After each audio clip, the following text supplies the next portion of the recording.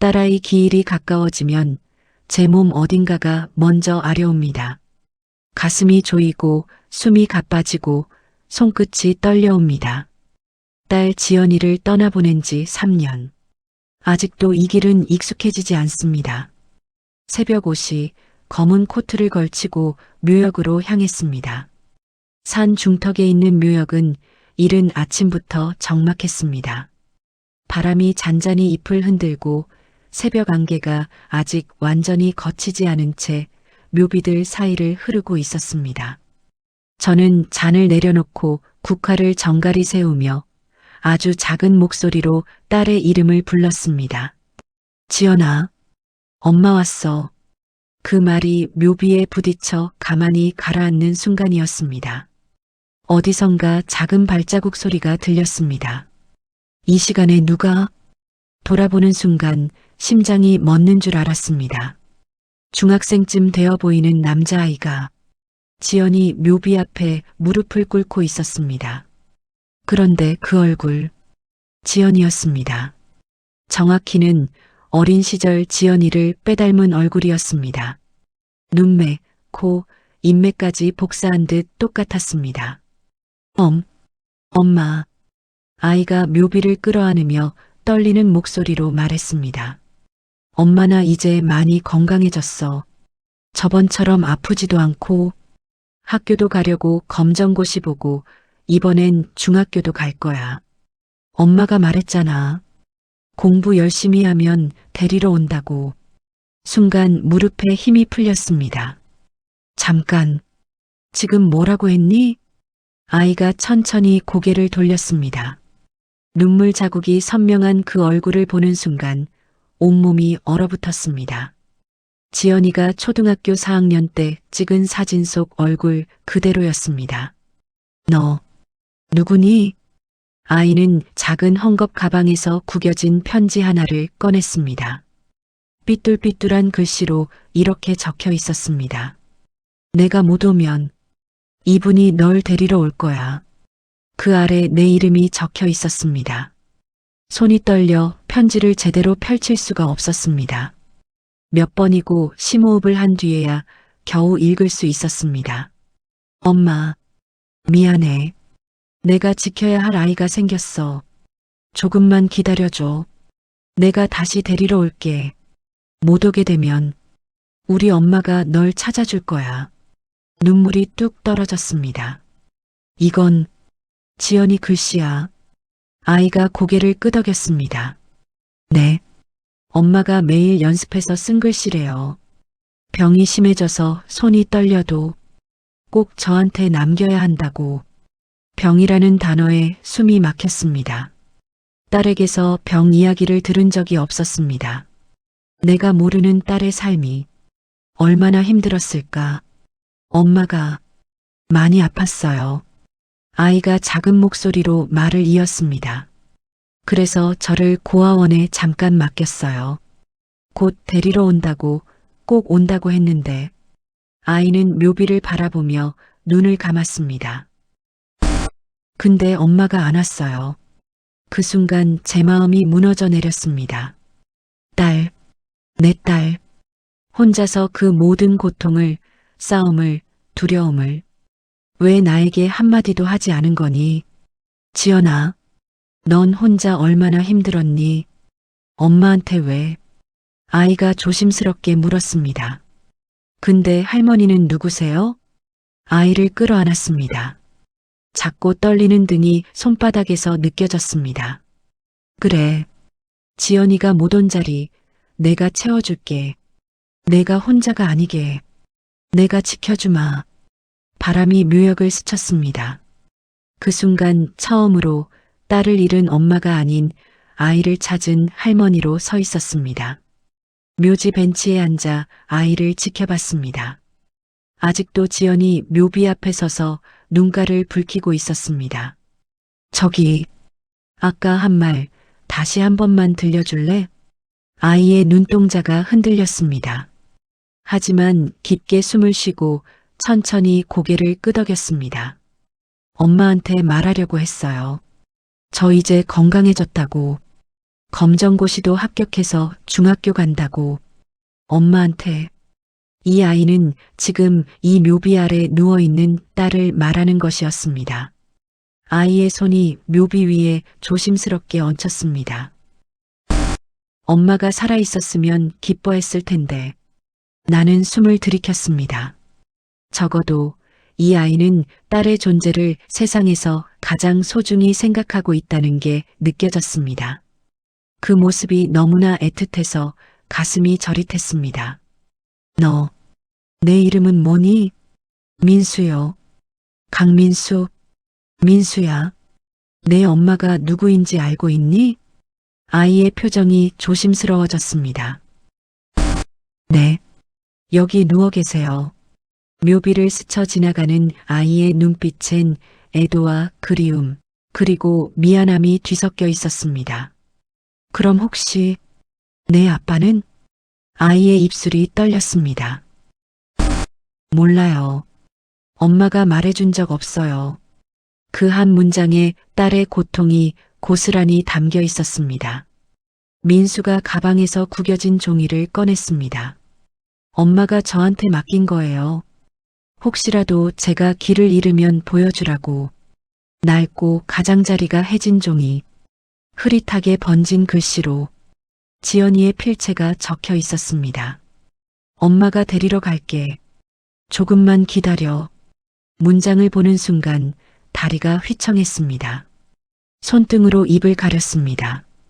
딸이 나도 모르는 사이에 어디선가 아이를 키우고 있었던 것, 그리고 그 약속을 미처 지키지 못한 채 떠나버린 것. 나는 한참 동안 답을 하지 못했습니다. 딸의 묘비를 지나쳐오는 바람, 아이의 떨린 손, 묘비에 떨어진 몇 송이 하얀 국화, 그 모든 것이 순식간에 안개처럼 올라와 내 목을 막아버렸습니다. 나는 내 엄마의 엄마란다. 아이는 그 자리에서 숨을 멈춘 듯 가만히 서 있었습니다. 그럼 외할머니? 나는 고개를 끄덕였습니다. 그래, 외할머니야. 아이는 조심스레 내 얼굴을 바라보았습니다. 저를 찾으러 오신 거예요?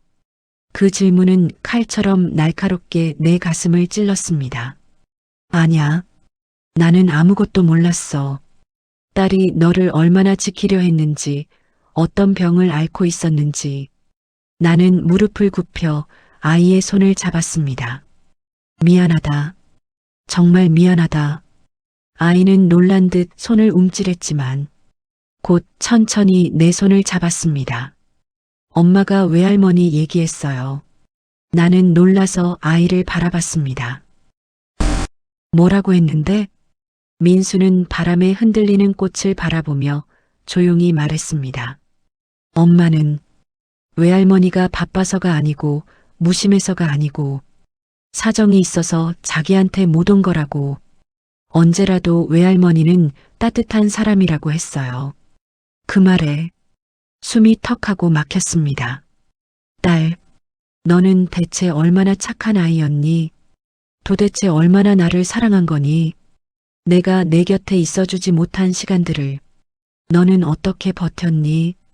나는 아이의 손등을 꼭 잡고 말했습니다. 넌 이제 혼자가 아니야. 절대. 민수는 눈을 크게 떴습니다. 내 엄마가 못 지킨 약속? 이제 내가 지킨다. 민수는 고개를 떨구며 천천히 울기 시작했습니다. 깊고 조용하지만 절절한 울음이었습니다. 나는 아이를 품에 안았습니다. 한참 동안 아무 말도 없이. 그 순간 내 인생이 완전히 새로운 방향으로 돌아가고 있다는 걸 나는 깨닫고 있었습니다. 아침 햇빛이 커튼 사이로 스며들었지만 제 마음속은 여전히 어둠 속을 걷는 기분이었습니다.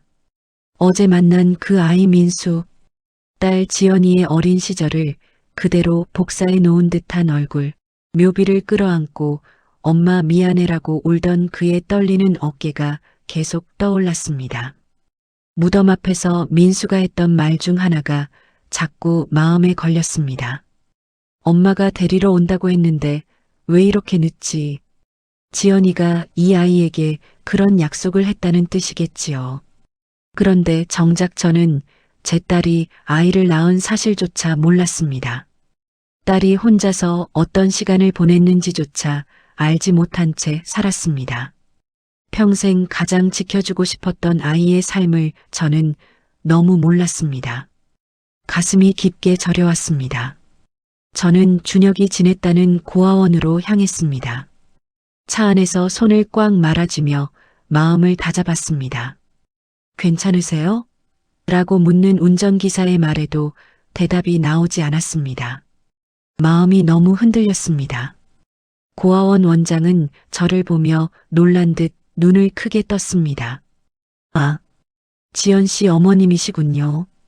제가 입술을 깨물며 고개를 끄덕이자 원장은 조용히 서류철을 꺼내 제 앞에 밀어줬습니다. 민수는 지연 씨가 직접 데려왔습니다. 몸이 너무 안 좋아 보이더군요. 저희에게 맡기며 이렇게 말했어요. 원장은 종이 한 장을 떨리는 손으로 보여줬습니다. 그 메모에는 짧은 문장이 적혀 있었습니다. 엄마가 꼭 데리러 올게. 조금만 기다려. 제 눈이 흐려져 글자가 겹쳐 보였지만 그 글씨체는 분명히 지연이의 글씨였습니다. 저는 메모지를 손끝으로 천천히 쓰다듬었습니다.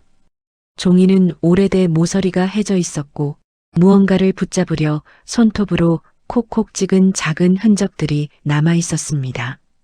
지연이는 언제 이 아이를 맡겼나요? 3년 전입니다. 그때 이미 많이 아파 보였어요. 치료가 필요했지만 아이를 혼자 돌보기엔 힘들어 보였죠. 아팠다고요? 네. 잠시만 맡기겠다고 하며 돌아갔습니다. 저는 더 이상 말을 잇지 못했습니다. 목구멍 깊은 곳에서 뜨거운 것이 치밀어 올라왔습니다. 지연이가 왜 저에게 말하지 않았을까요? 어머님께 부담드리고 싶지 않다고 했습니다. 그리고 엄마는 이미 나 때문에 너무 힘들게 살았다고. 저는 그 자리에서 숨을 크게 들이쉬었습니다. 지연아, 도대체 얼마나 혼자 버티고 있었던 거니? 왜 그 모든 걸 나누지 않았니? 가슴이 무너지는 느낌이었습니다. 원장은 민수가 쓰던 조그만 방을 보여주었습니다.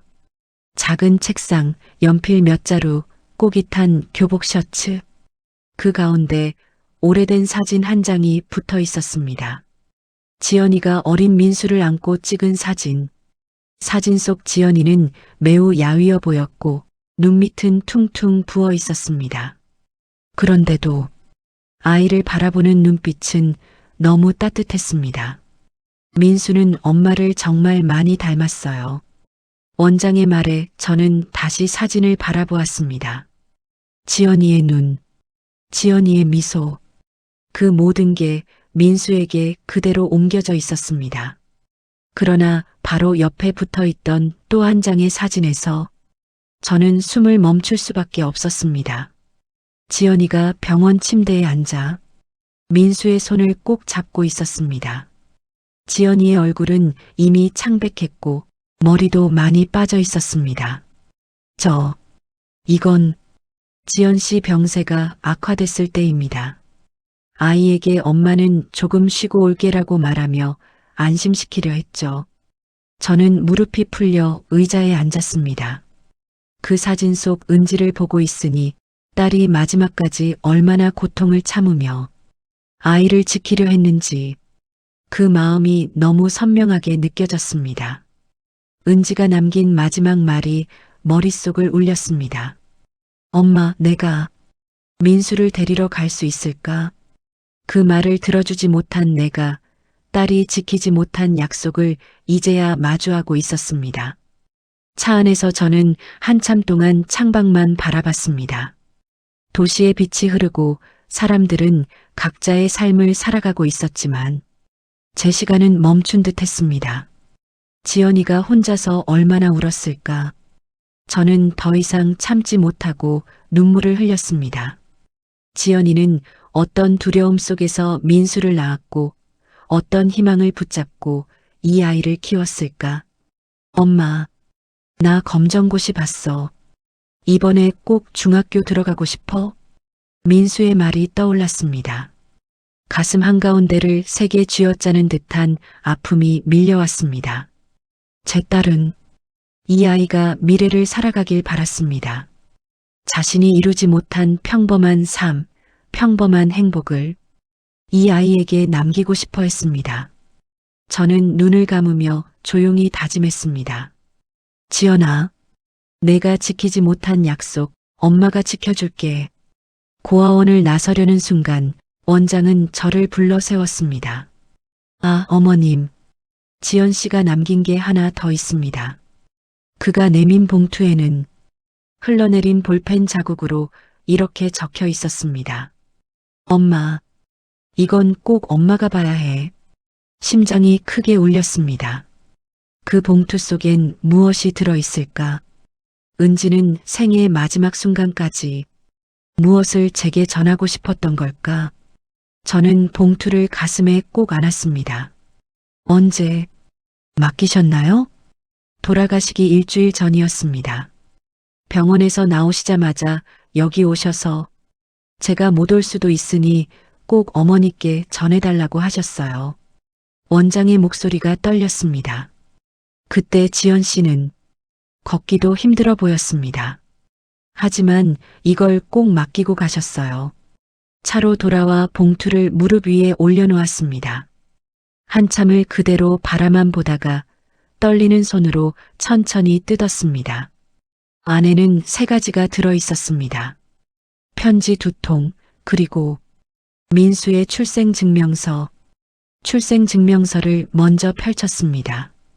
이름 강민수, 생년월일 2011년 3월 15일, 모 강지연, 부미상, 부미상. 그 2글자가 가슴을 아프게 했습니다. 지연이가 얼마나 외로웠을까. 혼자서 아이를 낳고 혼자서 이름을 지어주고 첫 번째 편지를 펼쳤습니다. 지연이의 글씨는 평소보다 훨씬 흐트러져 있었습니다. 사랑하는 엄마에게 이 편지를 읽고 있다는 건 내가 약속을 지키지 못했다는 뜻이겠죠. 엄마, 미안해요. 정말 미안해요. 민수 얘기를 왜 안 했냐고 물으실 거예요. 사실은 말하고 싶었어요. 매일매일. 하지만 엄마가 아빠 때문에 평생 힘들어 하시는 거 봤잖아요. 나까지 그러면 엄마가 무너질까봐 눈물이 떨어져 글씨를 번지게 했습니다. 민수 아빠는 책임지지 않았어요. 임신 사실 알리자마자 연락 끊었어요. 그때 너무 무서웠어요. 어떻게 해야 할지 몰라서. 하지만 민수가 뱃속에서 움직일 때마다 이 아이만큼은 지켜야 한다고 생각했어요. 병원에서 혼자 민수를 낳았어요. 너무 아팠지만 민수 얼굴 보는 순간 세상에서 제일 행복했어요. 손으로 입을 막았습니다. 울음이 터질 것 같았습니다. 2년은 괜찮았어요. 아르바이트 3개 하면서 민수 키웠어요. 힘들었지만 행복했어요. 근데 1년 전부터 몸이 이상했어요. 피가 자꾸 나고 숨이 차고 병원 갔더니 자궁암이래요. 이미 많이 진행됐대요. 안 돼, 안 돼. 중얼거리며 편지를 계속 읽었습니다. 민수를 어떻게 하나 미칠 것 같았어요. 치료받으면서 민수 키울 수 없을 것 같았어요. 그래서 고아원에 맡겼어요. 민수한테 엄마 잠깐만 일하고 올게 거짓말하고 매일 울었어요. 엄마. 민수가 엄마 언제 와요? 물어볼 때마다 심장이 찢어지는 것 같았어요.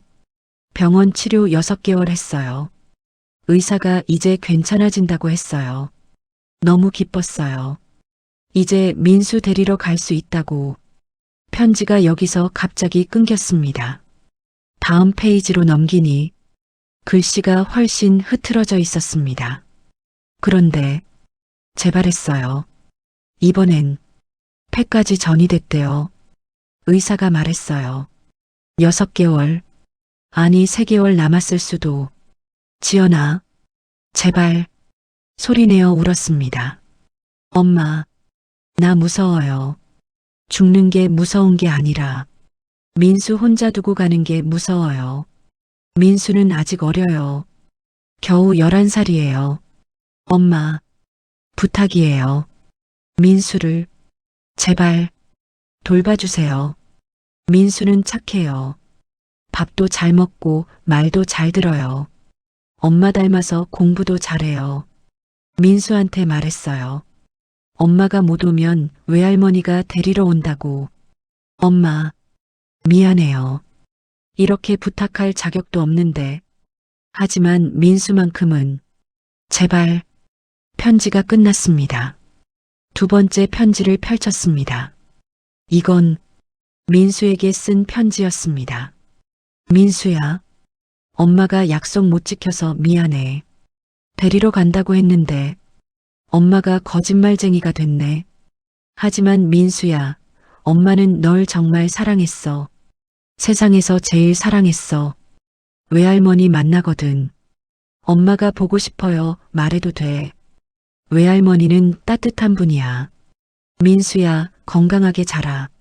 중학교 가서 친구 많이 사귀고, 고등학교 가서 좋아하는 거 공부하고, 대학교 가서 꿈 이루고, 엄마가 못 이룬 것들, 민수는 다 이루길 바래. 사랑해, 우리 아들. 마이너스 엄마가 편지를 가슴에 꼭 안았습니다. 지연아, 엄마가 미안하다. 차 안에서 한없이 울었습니다. 집으로 돌아와 밤새 편지를 읽고 또 읽었습니다. 새벽 5시가 되어서야 겨우 잠들었습니다. 눈을 뜨니 오후 2시였습니다. 결심했어. 당장 고아원으로 가서 민수를 데려와야 한다. 전화를 걸었습니다. 원장님, 민수를 제가 데려가고 싶습니다. 어머님, 정말이신가요? 네. 지연이가 저에게 부탁했습니다. 그 아이를 지켜달라고. 원장의 목소리가 밝아졌습니다. 민수가 정말 좋아할 겁니다. 사실 그 아이 매일 문 앞에서 누군가를 기다려요. 엄마가 올 거라고. 가슴이 무너져 내리는 것 같았습니다. 오늘 당장 갈게요.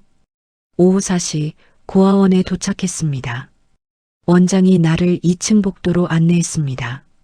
창문 너머로 작은 운동장이 보였습니다. 그곳에 민수가 혼자 앉아 있었습니다. 다른 아이들은 축구를 하고 있었지만 민수는 벤치에 앉아 멍하니 하늘만 바라보고 있었습니다.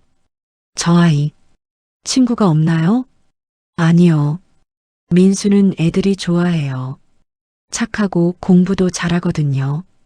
그럼 왜 스스로 거리를 둡니다. 어차피 나는 곧 여기서 나갈 거니까 하면서요.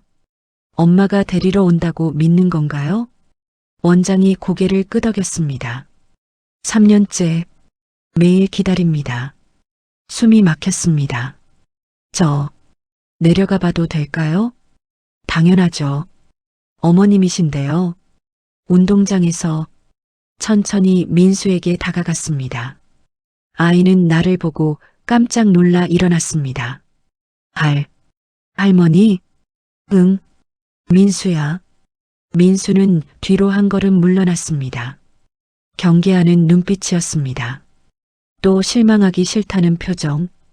혹시 그냥 인사하러 오신 거예요? 그 말에 가슴이 찢어졌습니다.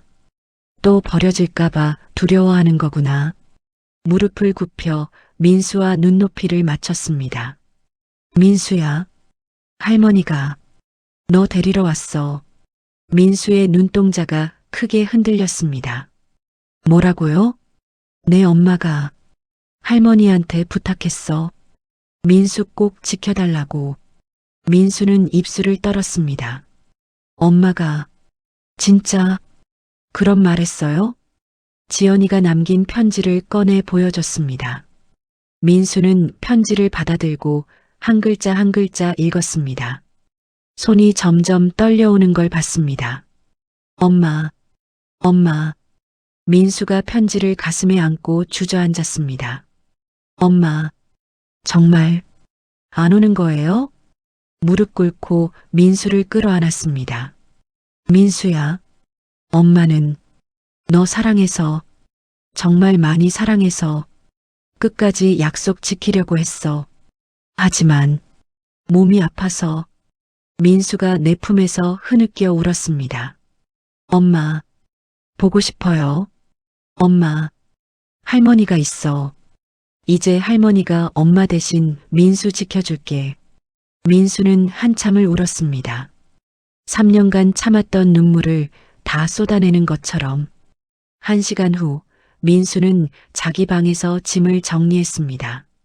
짐이라고 해봤자 옷 몇 벌, 책 몇 권, 엄마 사진 한 장이 전부였습니다. 민수야, 이게 다야? 네, 많이 없어요. 가슴이 아팠습니다.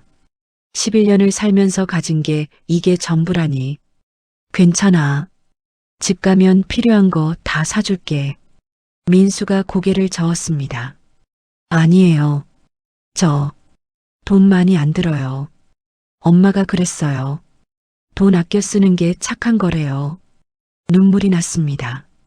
지연이가 민수에게 얼마나 미안해했을까. 제대로 사주지 못해서. 민수야. 네. 이제부터는 갖고 싶은 거 말해. 할머니가 다 사줄게. 민수는 잠시 망설이다가 조그맣게 말했습니다. 중학교 교복이요. 엄마가 교복 입은 거 보고 싶다고 했거든요. 그 순간 무너졌습니다. 민수를 꼭 안아주었습니다. 그래, 교복. 제일 예쁜 거 사주마. 차에 민수를 태우고 고아원을 나섰습니다. 백미러로 보니 민수가 계속 뒤를 돌아보고 있었습니다. 민수야, 괜찮아? 네. 그냥 3년 살았던 곳이라. 아이의 목소리가 작게 떨렸습니다. 친구들한테 인사 못했어요. 갑자기 가게 돼서 가슴이 찡하니 아파왔습니다. 미안하구나. 할머니가 너무 급하게. 아니에요. 민수가 황급히 고개를 저었습니다. 좋아요. 정말 좋아요. 그냥 애들한테 나 이제 집 생겼어. 자랑하고 싶었어요. 눈시울이 뜨거워졌습니다. 11살 아이가 집이 생긴 게 자랑거리라니. 민수야. 네. 내일 다시 가자. 친구들한테 인사하고 선생님들한테도 인사하고. 민수의 눈이 반짝였습니다. 정말요? 그럼 당연하지. 민수가 처음으로 환하게 웃었습니다. 지연이가 어릴 때 짓던 그 미소였습니다. 집 앞에 차를 세우자 민수가 창밖을 물끄러미 바라봤습니다. 여기가 할머니 집이에요? 응. 그리고 이제 민수 집이기도 하고. 민수는 차에서 내려 집을 한참 바라봤습니다.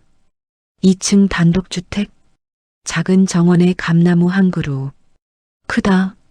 내 엄마가 어릴 때 살던 집이야. 저 감나무도 엄마랑 같이 심은 거고. 민수가 감나무를 올려다봤습니다. 엄마가 저 나무 심었어요? 그래. 내가. 아니, 엄마가 초등학교 1학년 때. 현관문을 열고 들어가자 민수는 조심스럽게 신발을 벗었습니다. 들어와도 돼요? 당연하지. 여긴 내 집이야. 민수가 천천히 집 안으로 들어왔습니다. 거실, 주방, 복도를 둘러보며 눈을 크게 뜨더니 할머니, 혹시? 응? 엄마 방 볼 수 있어요? 심장이 쿵 내려앉았습니다. 지연이 방은 3년째 그대로였습니다. 청소만 하고 아무것도 건드리지 못했습니다. 그래, 2층이야. 계단을 올라가 지연이 방 문 앞에 섰습니다. 손을 문손잡이에 얹었지만 쉽게 열리지 않았습니다. 민수가 내 손을 살짝 잡아주었습니다. 할머니, 괜찮으세요? 응, 괜찮아. 심호흡을 하고 문을 열었습니다. 지연이의 향기가 밀려왔습니다. 라벤더 향초, 지연이가 좋아하던 향. 민수는 방 안으로 천천히 들어가 주위를 둘러봤습니다. 책상, 침대, 옷장, 창가의 화분. 엄마 냄새 나는 것 같아요. 민수가 중얼거렸습니다. 책상 위에 놓인 사진을 발견하고 다가갔습니다. 지연이가 대학 졸업식 날 찍은 사진. 엄마, 너무 예뻐요. 그래, 엄마는 예뻤어. 민수가 침대에 조심스럽게 앉았습니다. 할머니, 엄마는 어떤 사람이었어요? 제가 기억하는 건 아픈 엄마뿐이에요. 가슴이 미어져 눈물이 나려 했습니다. 민수는 건강한 엄마를 본 적이 없구나. 침대 옆에 앉아 말했습니다. 엄마는 착한 아이였어.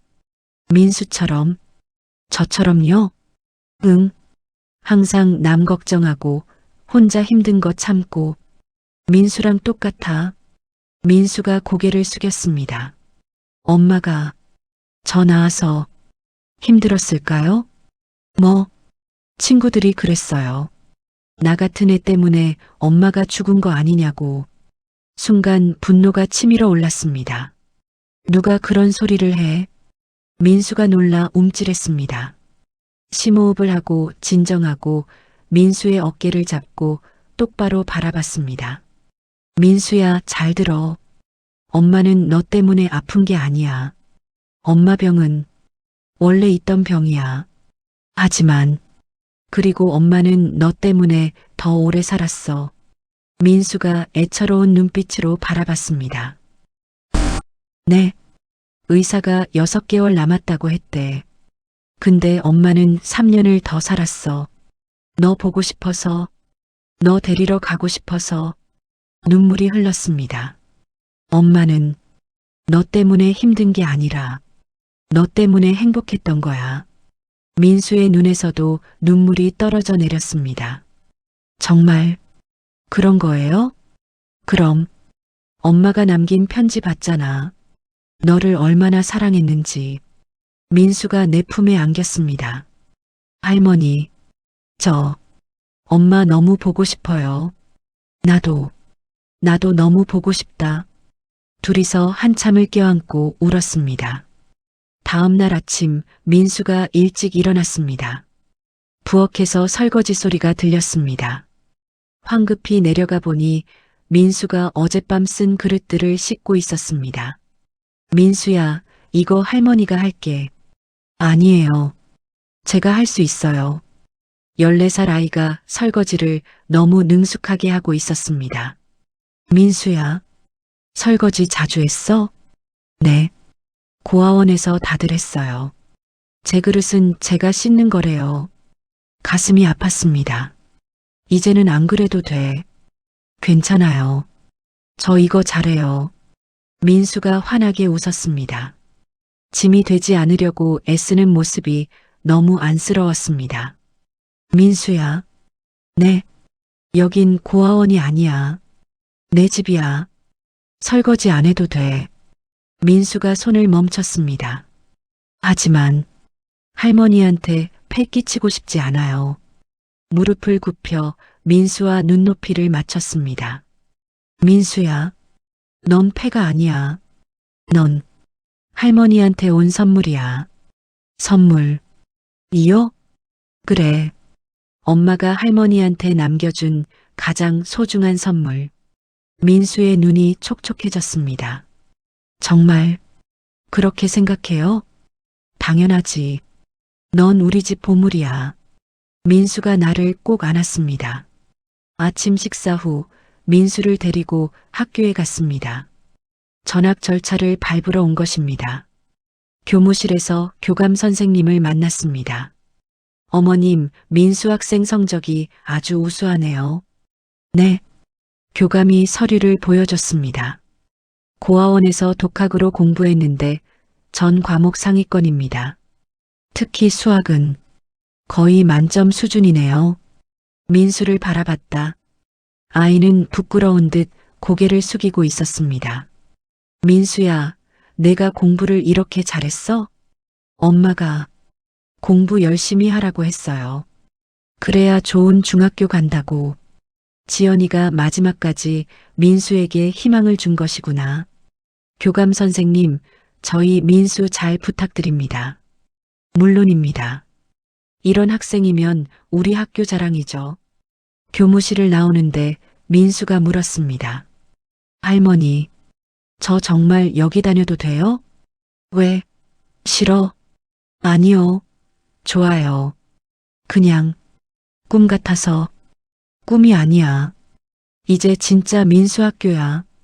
교복을 사러 학교를 나와 교복 가게로 갔습니다. 어서 오세요. 중학생이신가요? 네. 교복 맞춰야 해요. 아이는 거울 앞에서 어색하게 서 있었습니다.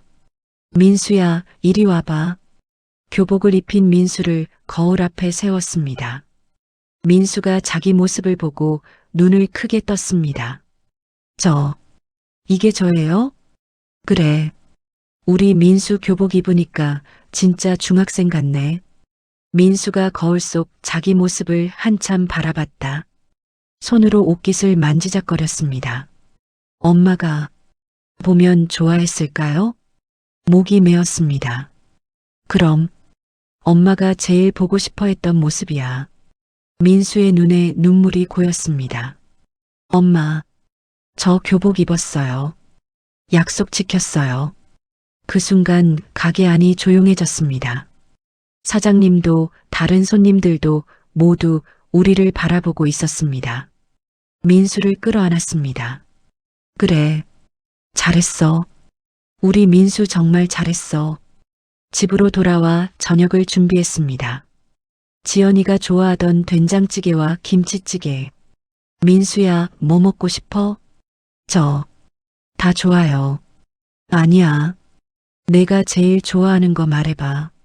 민수가 잠시 망설이다가 작게 말했습니다. 돈가스요. 엄마랑 한번 먹어봤는데 맛있었어요. 그래. 그럼 돈가스 해줄게. 아니에요. 된장찌개도 좋아요. 돈가스는 비싸잖아요. 다시 가슴이 아팠습니다. 14살 아이가 돈 걱정을 하다니. 민수야. 네.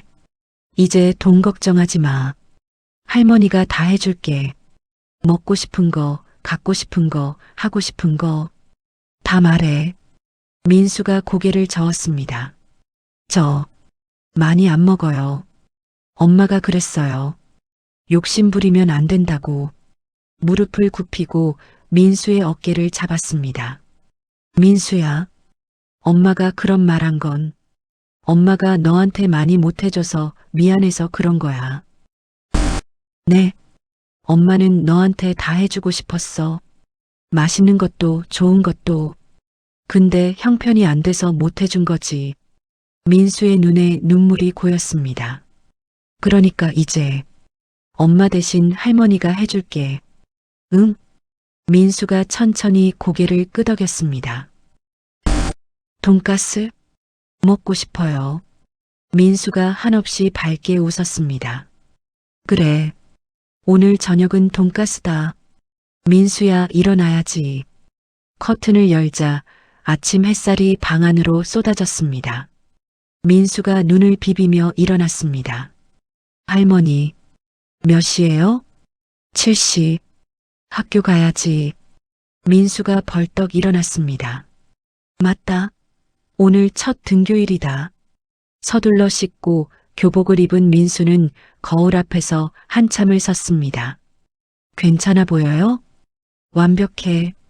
우리 민수 완전 멋있는데? 민수가 수줍게 웃었습니다. 아침 식사를 하는데 민수가 밥을 거의 먹지 못했습니다. 민수야, 긴장돼? 네. 친구들이 저 좋아할까요? 가슴이 짠했습니다. 당연하지. 우리 민수 이렇게 착한데. 근데 저 고아원 출신이잖아요. 민수야. 네. 그거 부끄러운 일 아니야. 그리고 넌 이제 고아 아니야. 할머니 있잖아. 민수의 눈이 촉촉해졌습니다. 네, 할머니 있어요.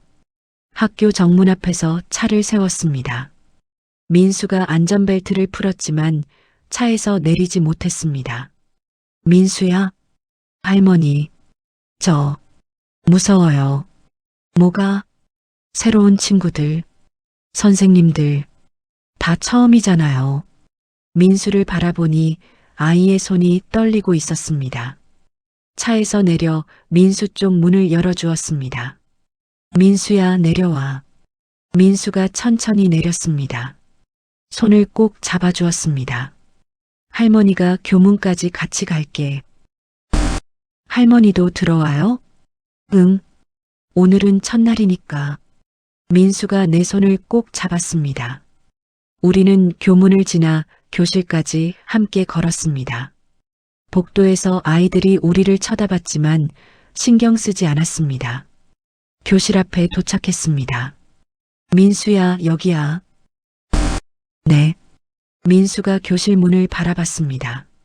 안에서 아이들 웃음소리가 들렸습니다. 할머니, 저 잘할 수 있을까요? 무릎을 굽혀 민수와 눈높이를 맞췄습니다. 민수야, 넌 잘할 수 있어. 그리고 힘들면 언제든 할머니한테 전화해. 바로 달려올게. 정말요? 약속해. 민수가 나를 꼭 안았습니다. 할머니, 사랑해요. 처음 듣는 말이었습니다. 눈물이 날 것 같았지만 참았습니다.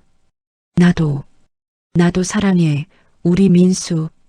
담임 선생님이 민수를 교실로 데리고 들어갔습니다. 얘들아, 오늘부터 우리 반에 새 친구가 왔어요. 인사해 볼까? 민수가 떨리는 목소리로 말했습니다. 안녕하세요. 강민수입니다. 잘 부탁드립니다. 아이들이 박수를 쳐주었습니다. 민수야, 저기 빈자리에 앉아. 민수가 자리에 앉자 옆자리 여학생이 말을 걸었습니다. 안녕? 나 최서연이야. 안녕. 너 어디서 전학 왔어? 민수가 잠시 망설였습니다. 고아원에서. 교실이 갑자기 조용해졌습니다. 서연이가 눈을 크게 떴습니다. 고아원? 진짜? 민수가 고개를 숙였습니다. 그때 서연이가 말했습니다. 우와, 대박. 나 고아원에 처음 봐. 신기하다. 민수가 고개를 들었습니다. 신기해? 응, TV에서만 봤는데. 근데 너 공부 잘한다며? 선생님이 그러시던데. 조금. 대박. 나 수학 못하는데 나중에 좀 가르쳐줘. 민수가 조금씩 긴장을 풀었습니다. 수학 시간이었습니다. 선생님이 칠판에 문제를 적었습니다. 자, 이 문제 풀 수 있는 사람? 아무도 손을 들지 않았습니다. 선생님이 민수를 봤습니다. 민수야, 한번 해볼래? 민수가 천천히 일어나서 칠판 앞으로 나가 분필을 들었습니다. 손이 떨렸지만 문제를 풀기 시작했습니다. 몇 분 후 정답을 적었을게. 선생님이 박수를 쳤습니다. 완벽해. 다들 박수. 교실에 박수 소리가 울렸습니다. 민수가 자리로 돌아오는데 서연이가 시익 웃으며 엄지를 치켜 세웠습니다. 너 진짜 천재 아니야? 민수가 처음으로 환하게 웃었습니다. 밤이 깊어갈 무렵 딸의 사진 앞에 촛불 하나를 켰습니다. 저는 민수와 나란히 서서 손을 잡았습니다. 얘야, 나는 이제 늙었지만 너에게 할 수 있는 만큼은 다 해줄 거다. 너희 엄마가 바랐을 그 미래, 내가 너와 함께 만들겠다. 민수는 제 손을 꼭 잡았고 세상에서 가장 작은 목소리로 대답했습니다. 응, 할머니 같이 가요. 그 순간 마음 깊은 곳에서 조용히 스며드는 따뜻함이 있었습니다. 딸을 잃은 뒤 처음 느껴보는 다시 살아갈 수 있을 것 같은 감정이었습니다. 묘역을 내려오는 길, 아이의 손은 제 손 안에서 따뜻하게 살아 있었습니다.